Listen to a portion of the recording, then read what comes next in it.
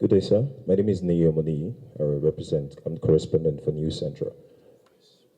I know you've recorded a lot of success rates when you go to court. I'm not trying to be an antagonist, but if you eventually go to court and it remains the same, that the mandate is given to your opponent, what will you do? Secondly, we've seen a lot of visuals online about youth destroying their PVCs. What word do you have to these youth who you somewhat represent their demographic?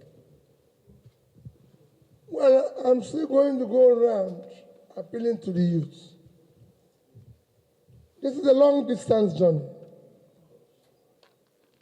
And they have to know I'm committed to going through this journey with them. It's not going to be a one-day journey. No matter how long the night is, they will be there. And I want to show them that I will be there. We have to go through darkness. I'm going to go through this darkness with them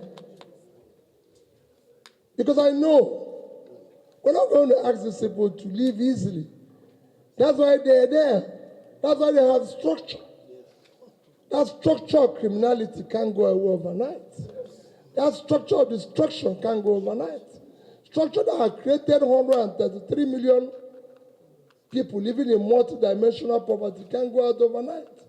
Structure that have created 95 million people living under absolute poverty can't go out overnight.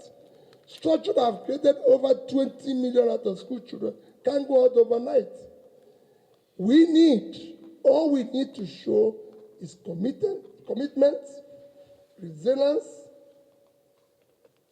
like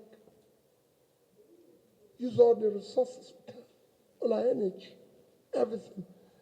All I assure them that I'm not going away. I'll be at the forefront. We will walk through this darkness until day break.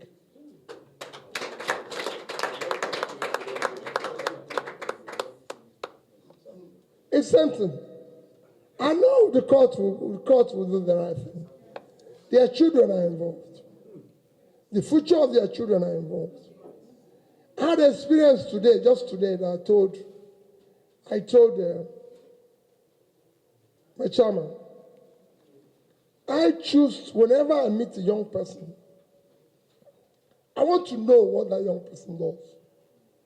So you see me every day talking to young people.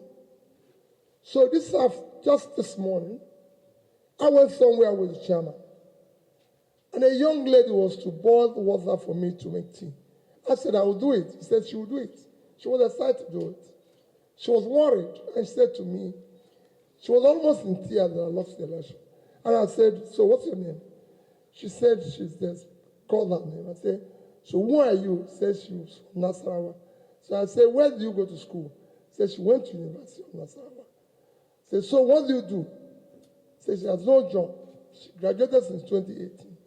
I said, so what are you trying to do? She told me she's learned how to do baking. So why are you not baking instead of being here to do this? She said she doesn't have 75,000 naira to buy an oven.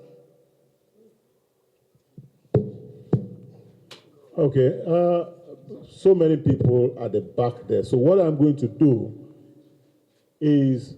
That's the life you get in Nigeria every day. People who don't have money to buy an oven. Okay, so those at the back, I'll recognize two people from the back so that you can, because of the time it takes you to move. You be coming, let me call someone here while you are coming. Good morning, Your Excellency. My name is Dixon Irebu. I anchor Nigeria right now on AIT. With the gloomy picture that is out there in our society today, with the rot in the political space, where do you get your inspiration and your strength from? Nigerians want to know, please.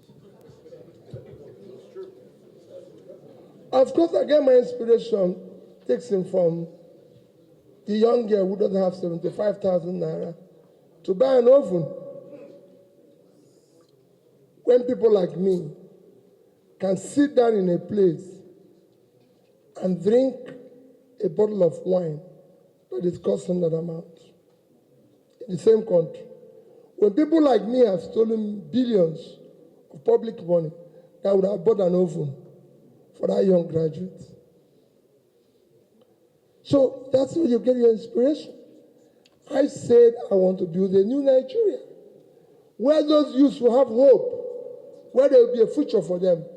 But I can't build it, Dixon, unless I do the right things, so that they can emulate how to do the right things. We cannot do it. We have to teach them how to do the right thing. Dixon, I have an opportunity to do what other people are doing. And you've seen it from my corporate world, where I chaired corporations, including Security and Exchange Commission, to my being governor of a state. I had an opportunity to do what other people are doing, but I didn't do it. Because we have to live and show an example. And use the resources of the country, public resources, for public good. And ask those who had the opportunity of doing the right thing for the country to do the right thing. If we have a security man, he should do his job. If we have somebody to conduct election, I've been an observer of election in some of the West African countries. Dixon, it wasn't anything near this. Is this what we spend billions to do? Hey, what a minute. We should have used that billions to do something else and announce what we announced. Because this young girl would have had an oven and then we'll do the announcement. Okay.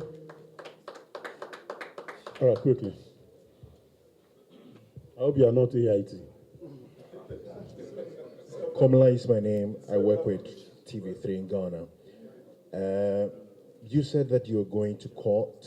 One, what are the reliefs that you are seeking? Then two, the ECOWAS and Africa Union observer missions have described this election as generally fair. Do you ascribe to the suggestion